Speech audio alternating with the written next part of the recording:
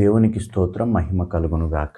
ఈ వీడియో చూస్తున్న వారందరికీ ప్రభువైన యేసుక్రీస్తు నామములో నా నిండు వందనములు. వాక్యంలోకి వెళ్ళడానికంటే ముందు ప్రార్థన చేసుకుందాం. మహాగణుడైన దేవ, మహోన్నతుడైన తండ్రి, పరిశుద్ధుడైన ప్రభువా, మీకు స్తోత్రములు నాయన. మీ కృపను బట్టి నాయన, మాకు ఇచ్చినటువంటి ఆయుష్ను బట్టి, ఈ జీవితాన్ని బట్టి మీ కృతజ్ఞతాస్తుతులు చెల్లిస్తున్నాను తండ్రి. మాట్లాడుకోబోయే సమయంలో తండ్రి మాకు జ్ఞానమును దయచేయండి, నీ తెలివిని దయచేయండి. మా సొంత మాటలు కాకుండా వాక్యంలో ఏవైతే ఉన్నాయో వాటినే మేము ధ్యానించుటకు మాకు సహాయం దయచేయమని యేసయ్య నీ పరిశుద్ధమైన నామంలో అడిగి వేడుకొని ప్రార్థిస్తున్నాము తండ్రి. Amen, amen. లోకంలో మనం చూసుకున్నట్లయితే కొన్ని సందర్భాల్లో మేము మా ప్రాంతాల్లో వినేవాళ్ళము, చేతబడి చేశారు, వారు నాశనం అవ్వడానికి వాళ్ళ వెంట్రుకలు తీసుకుపోయి, లేకపోతే ఆ కాళ్ళ కింద మన్ను తీసుకుపోయి, బట్టలు తీసుకెళ్ళి ఏవో చేతబడులు చేసేవాళ్ళు ఉన్నారు అని వినేవాళ్ళం.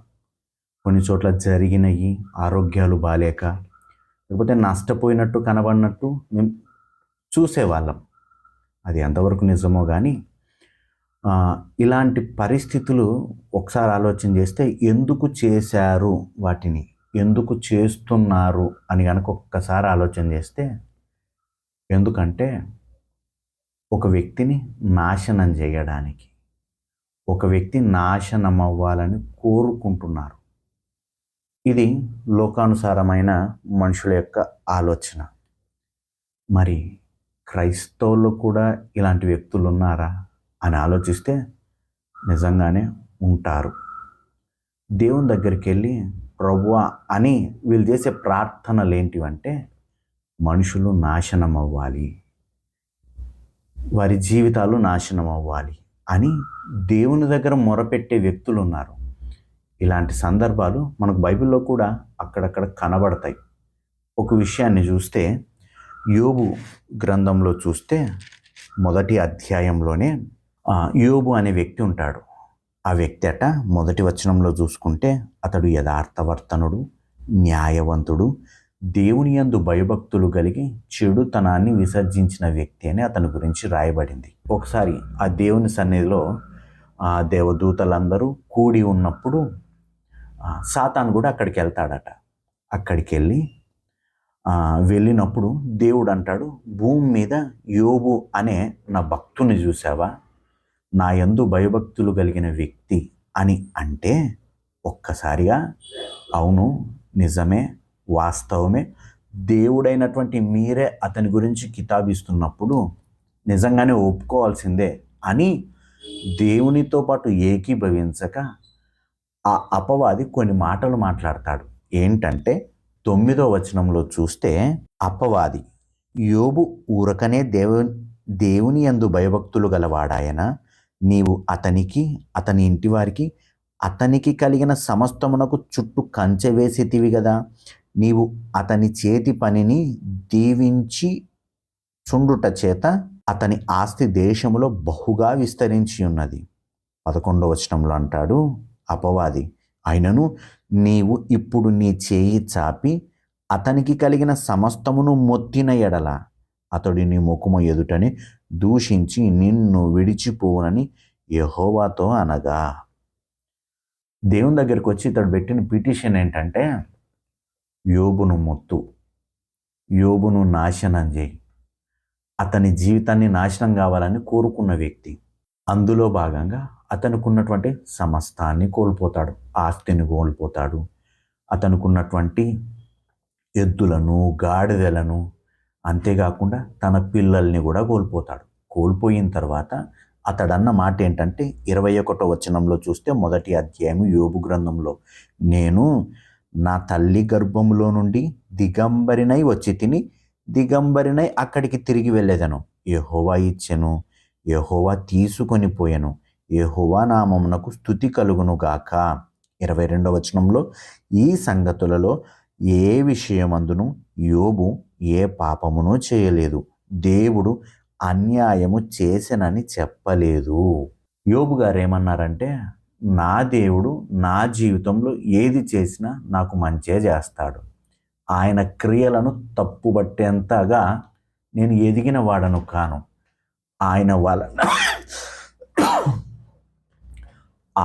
వలన నేను బ్రతుకుతున్నవాడను, ఆయన కొరకు బ్రతుకుతున్నవాడను అని యోబు దేవుని గురించి మంచిగా మాట్లాడడం జరుగుతుంది. 2వ అధ్యాయంలో చూస్తే మళ్ళీ ఈ అపవాది ఏం చేస్తాడంటే, దేవదూతలు 1వ వచనంలో చూస్తే యెహోవా సన్నిధిని నిలుచుటకై వచ్చిన మరి ఒక దినము తటిస్థించగా వారితో కూడా అపవాది యెహోవా సన్నిధిని నిలుచుటకై వచ్చెను. అప్పుడు దేవుడు అంటాడు, అందుకు యెహోవా 3వ వచనంలో, నీవు నా సేవకుడవైన యోబు సంగతి ఆలోచించితివా? అతడు యథార్థవర్తనుడును న్యాయవంతుడునై దేవుని యందు భయభక్తులు కలిగి చెడుతనము విసర్జించినవాడు భూమి మీద అతని వంటి వాడెవడునూ లేడు. నిష్కారణముగా అతనిని పాడు చేయుటకు నీవు నన్ను ప్రేరేపింపగా. దేవుడు అంటున్న మాట, సాతాను యొక్క లక్షణం ఏంటంటే పాడు చేయడం. దేవుని యందు భయభక్తులు కలిగిన వ్యక్తుల జీవితాలను పాడు చేయడమే సాతాను యొక్క ప్రధాన ఉద్దేశం అని మళ్ళొక మాట అంటాడు. 4వ వచనంలో చూస్తే అపవాది చర్మము కాపాడుకొనుటకై చర్మమును, తన ప్రాణమును కాపాడుకొనుటకై తనకు కలిగిన యావత్తును నరుడిచ్చును గదా. ఇంకొకసారి నీవు చేయి చాపి అతని ఎముకను అతని దేహమును మొత్తిన ఎడల అతడు నీ ముఖము ఎదుటనే దూషించి నిన్ను విడిచిపోవుననెను.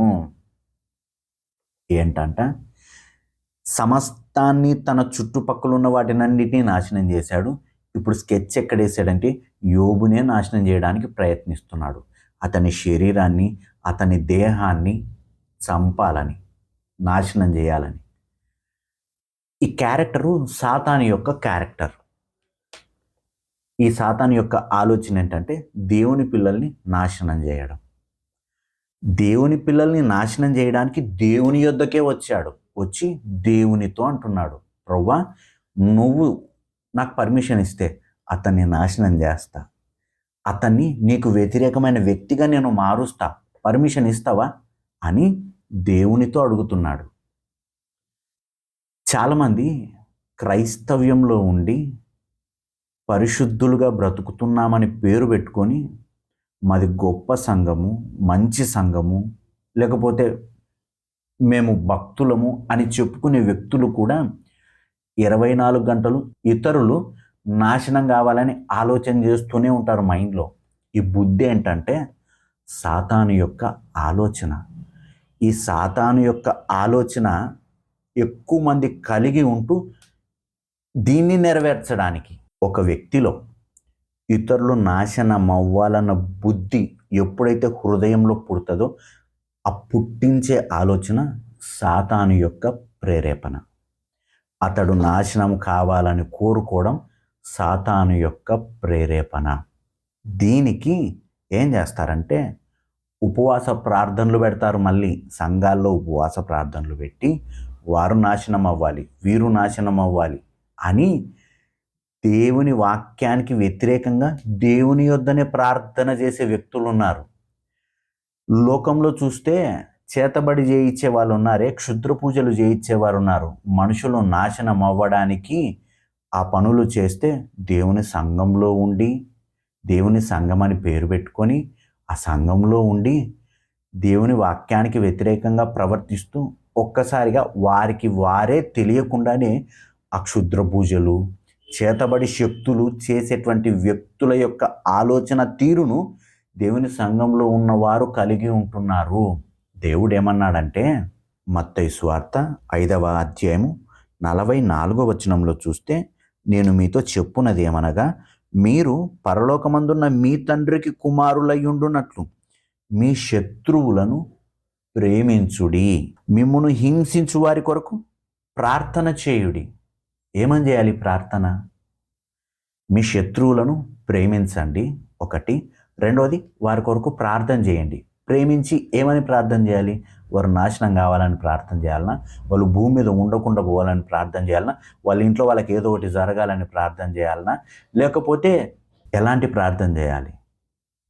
దేవుడు ఏమంటాడంటే, ఏమని ప్రార్థన చేయాలంటే లూకా సువార్త 6వ అధ్యాయము 27వ వచనము, వినుచున్న మీతో నేను చెప్పునేదేమనగా, మీ శత్రువులను ప్రేమించుడి, మిమ్మును ద్వేషించు వారికి మేలు చేయుడి, మిమ్మును శపించు వారిని దీవించుడి, మిమ్మును బాధించు వారి కొరకు ప్రార్థన చేయుడి.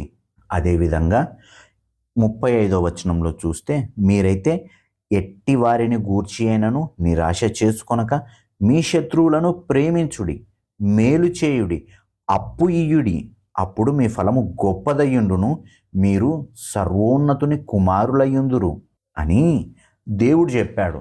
మీరు ఎవరైనా మీకు శత్రువులుగా ఉంటే వారి కొరకు ప్రార్థన చేయండి, వారి బాగు కొరకు ప్రార్థన చేయండి, వారు మారు మనసు పొందులాగిన ప్రార్థన చేయండి. అంతే తప్ప వారు నాశనం అవ్వాలని మీరు కోరుకోకండి. ఇలా నాశనం అవ్వాలని కోరుకునేది ఎవరు అంటే, ఒక మాటలో చెప్పాలంటే సాతాను మనస్తత్వం కలిగిన వ్యక్తులు, లోకానుసారమైన వ్యక్తులు.